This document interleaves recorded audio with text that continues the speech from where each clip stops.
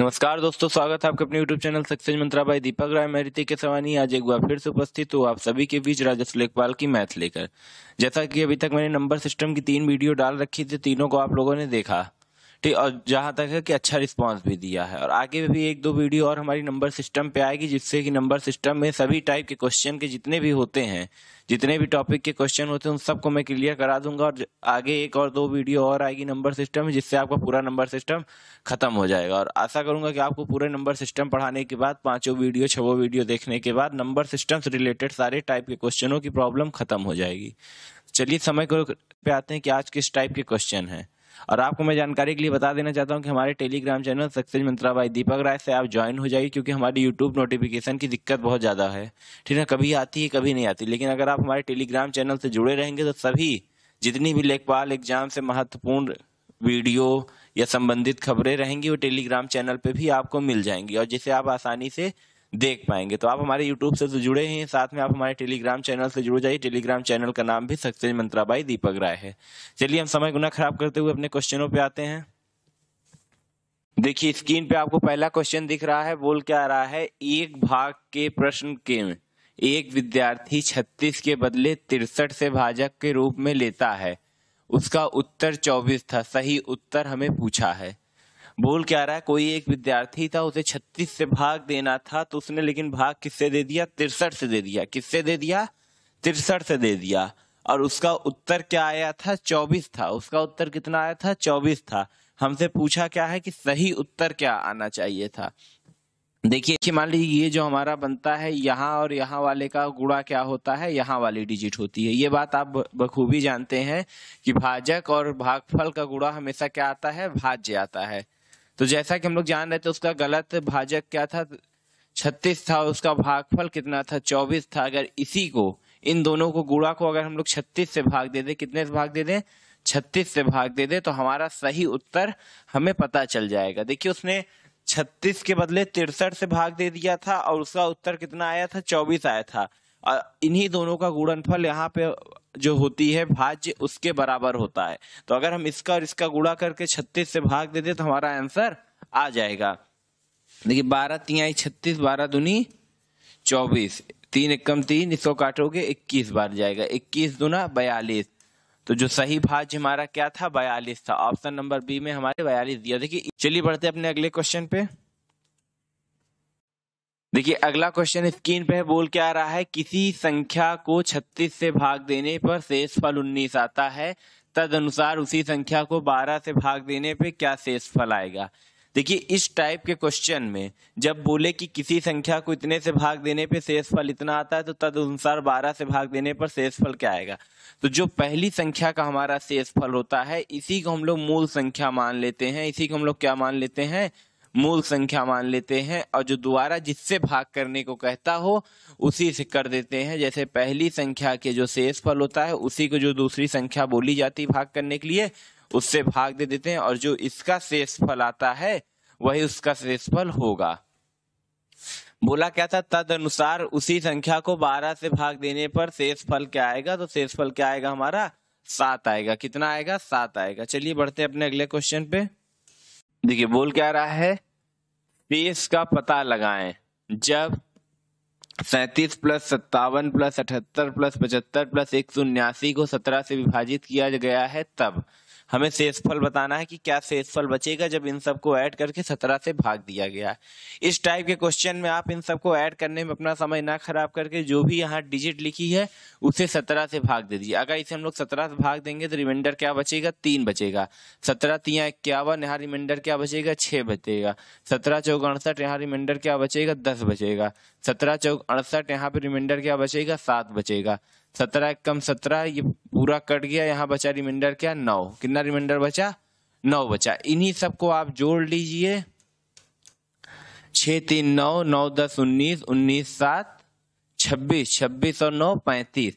अब इसी 35 को आप 17 से भाग दे दीजिए, जो भी शेषफल बचेगा, देखिए 17 दूनी 34, एक शेषफल बोला, जो भी शेषफल बचेगा वह इन संख्या के योग को जब 17 से आप भाग देंगे तो वही शेषफल बचेगा। एक बार फिर से बता दूं, यहाँ पे जो भी सीरीज में क्वेश्चन लिखे रहते हैं, मान लीजिए ये 5 डिजिट का था, कुछ और बड़े होते हैं, या इनके नंबर 3 डिजिट 4 डिजिट के होते हैं। जब ऐसी संख्या आ जाए, बोले किसी संख्या से विभाजित करिए, शेष फल बताइए, तो आप एक एक संख्या को भाग दे दीजिए, जो उनका रिमाइंडर बचेगा उसको लिखते जाइए, और फिर उनके शेष फल को जोड़ लीजिए और उसे पुनः 17 से आप भाग दे दीजिए। आंसर जो भी शेष फल में आएगा वो बचेगा। ऐसे ऐड करके करने में आपका ज्यादा समय खराब होता, आप इसको ऐसे कर लेंगे, बहुत आसानी से आपका क्वेश्चन सॉल्व हो जाएगा।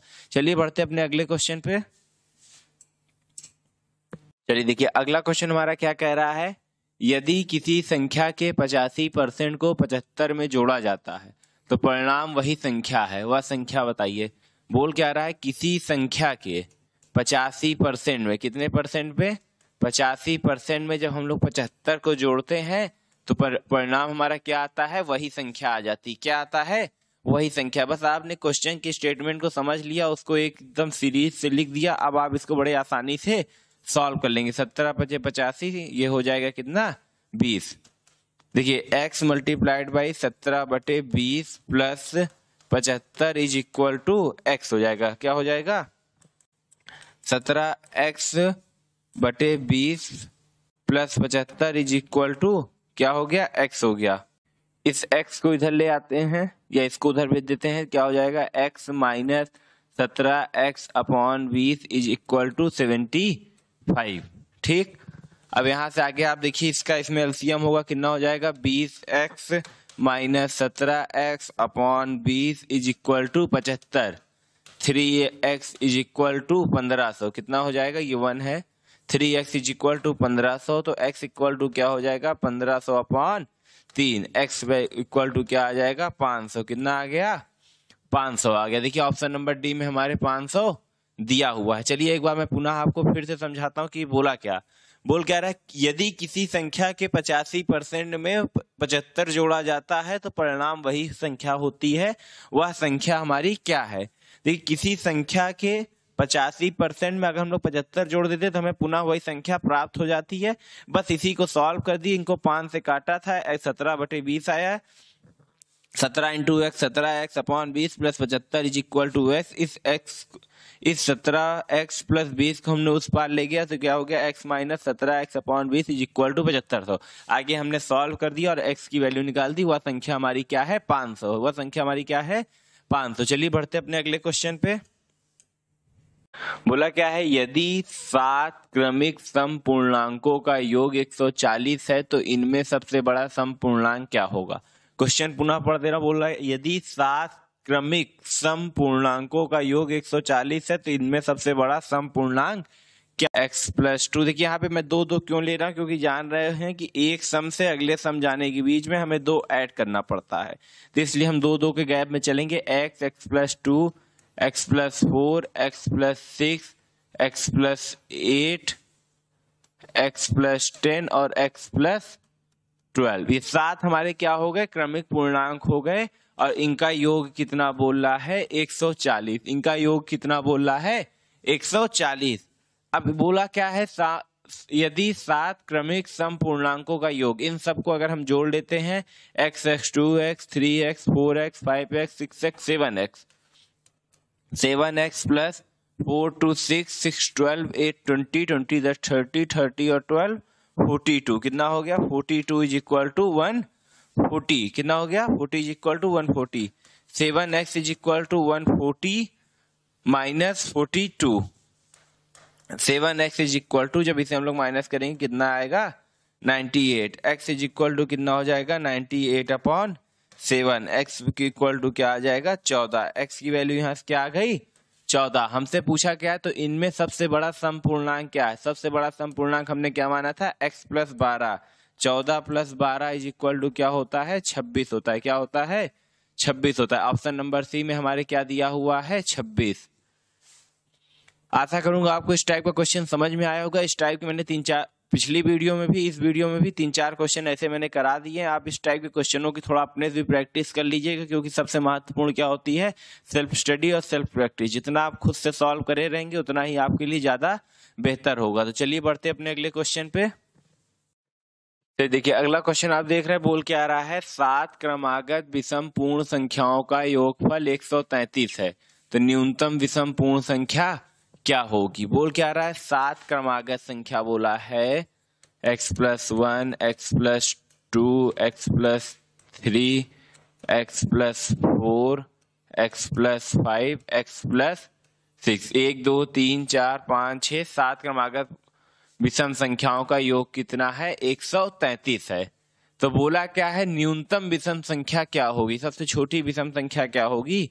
देखिए x x x3 4 5 6 7 7x+1 और 2 3 3 6 4 10 5 15 6 21 इज इक्वल टू 133।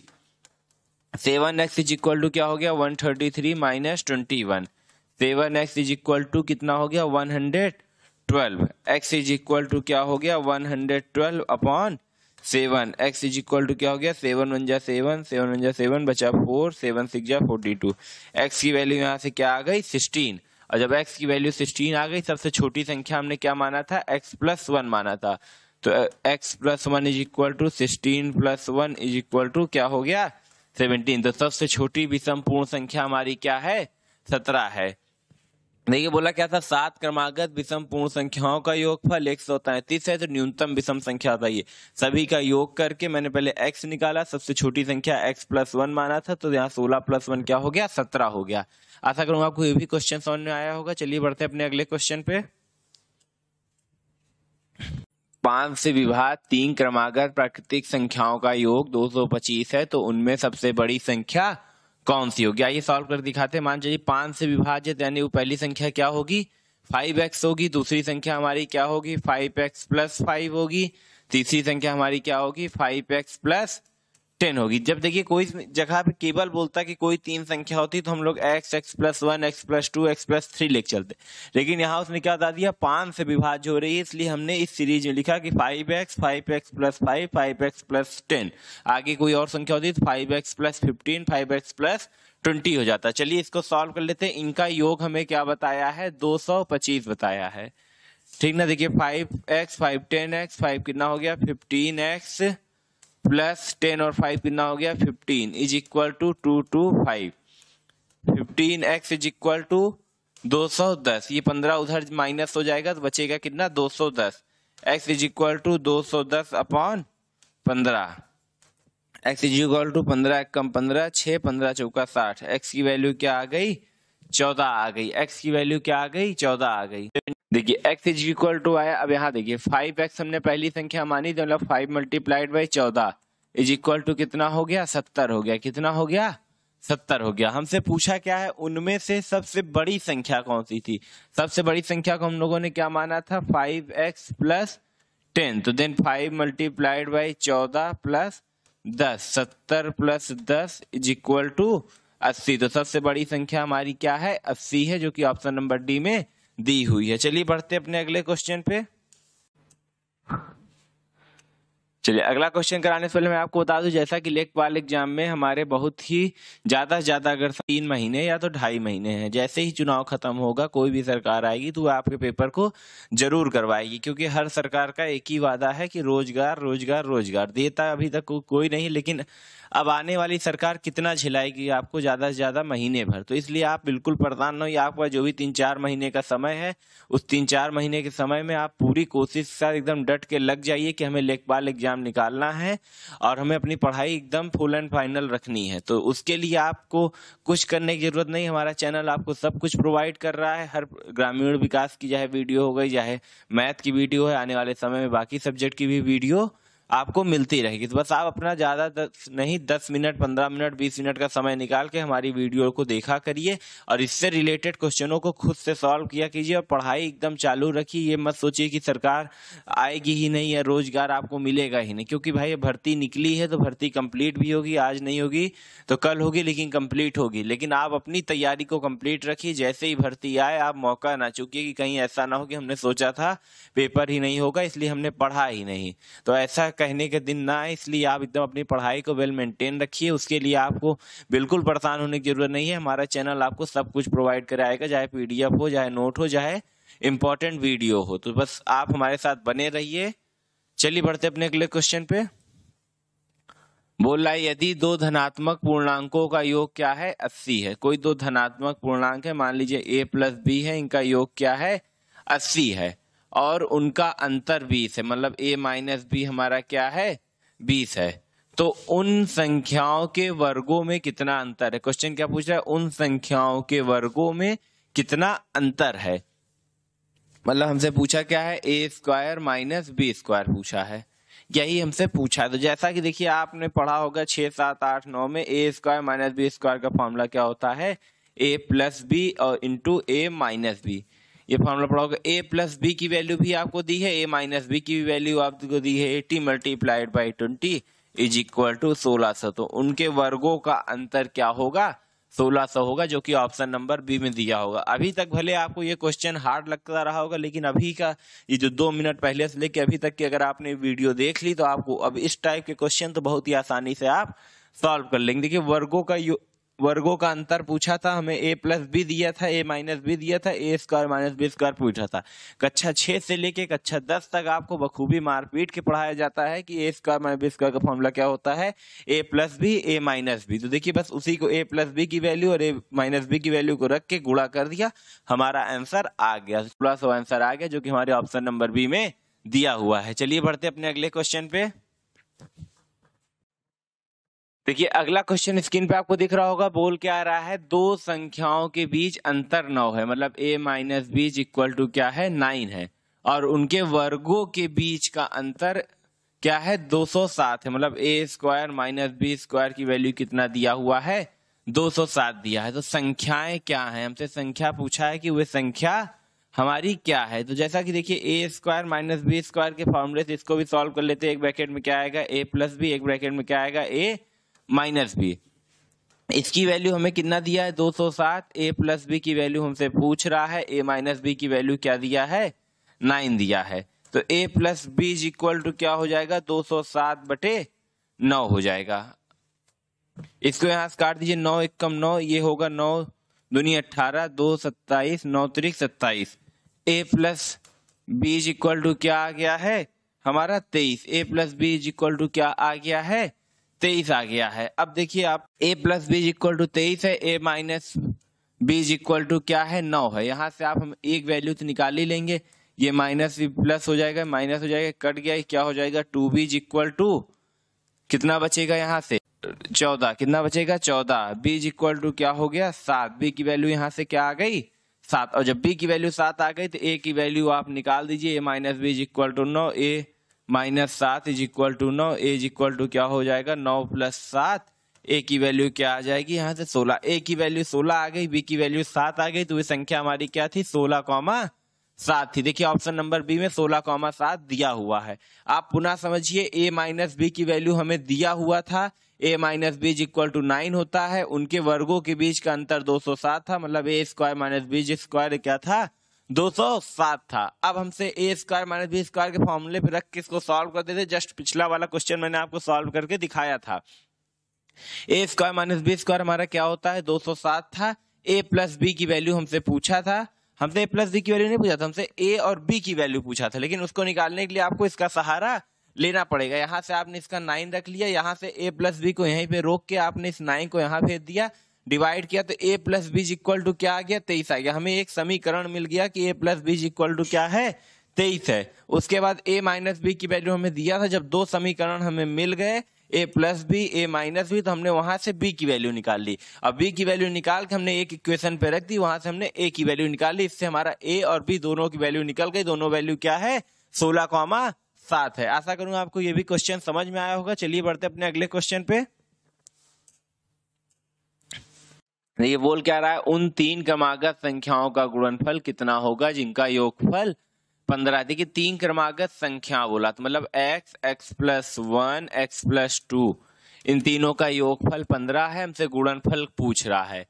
ठीक, अब देखिए x, x, x क्या हो गया 3x हो गया, plus 3 is equal to 15, 3x is equal to 12, x is equal to 4, ये प्लस 3 उधर जाएगा, माइनस 3 हो जाएगा, 12 बचेगा, यहाँ से डिवाइड हो जाएगा, x इक्वल टू क्या आ गया 4 आ गया। अब क्या बोला है, 3 क्रमागत, मतलब एक 4 है तो अगला 5 होगा, उसके अगला क्या होगा 6 होगा। इन्हीं का हमें गुणनफल पूछा है। 4 पंचे 20 छक्का 120, कितना होगा 120। ऑप्शन नंबर ए में हमारे 120 दिया हुआ है। इस टाइप के क्वेश्चन को आप अब बखूबी समझ गए होंगे, क्योंकि मेरी पिछली 3 वीडियो और इस वीडियो को मिला के लेके इस टाइप के कम से कम 10 क्वेश्चन सॉल्व हो चुके हैं। तो आप बस इस टाइप के क्वेश्चनों को तो एकदम अपने दिमाग में बैठा लीजिए कि किसी प्रकार की मिस इसमें ना होने पाए। चलिए बढ़ते हैं अपने अगले क्वेश्चन पे। का जोड़ 24 है, उनका गुणनफल 143 है, तदनुसार उन वर्गों का योग कितना होगा। दो संख्याओं का योग मतलब जोड़ बोला है, a plus B is equal to क्या है 24 है, और A B is equal to क्या है 143 है। तो बोला क्या है, तद अनुसार उनके वर्गों का योग कितना होगा। तो अगर हम लोग इसे a प्लस बी का स्क्वायर मान लेते हैं तो 24 का स्क्वायर हो जाएगा कितना 576। a प्लस बी का स्क्वायर क्या होता है, a square plus B square plus 2ab is equal to 576। a square plus B square two plus 2ab value कितनी दिया है 143 इज इक्वल टू 576।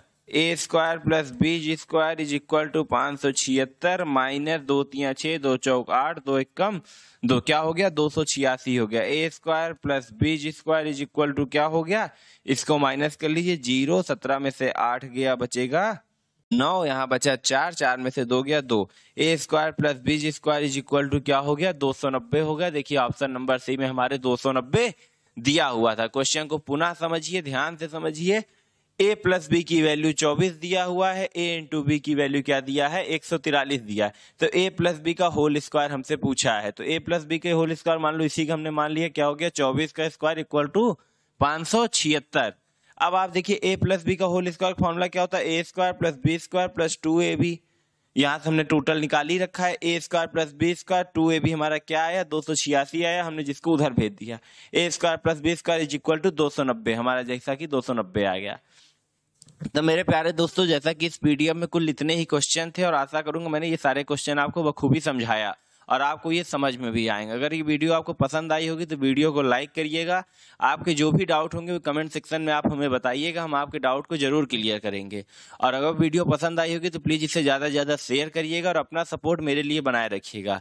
जैसा कि कुछ लोग कहते हैं कि किसी को भी पकड़ लाते हैं आप पढ़ाने के लिए, तो ये आप बताइए क्या मैंने इसमें गलत पढ़ाया, क्या मैंने सही पढ़ाया। तो मैं अपनी तरफ से पूरा एफर्ट कर रहा हूँ ना आपको पढ़ाने के लिए। तो बस आप अपना प्यार भरा सपोर्ट मेरे लिए बनाए रखिए। धन्यवाद।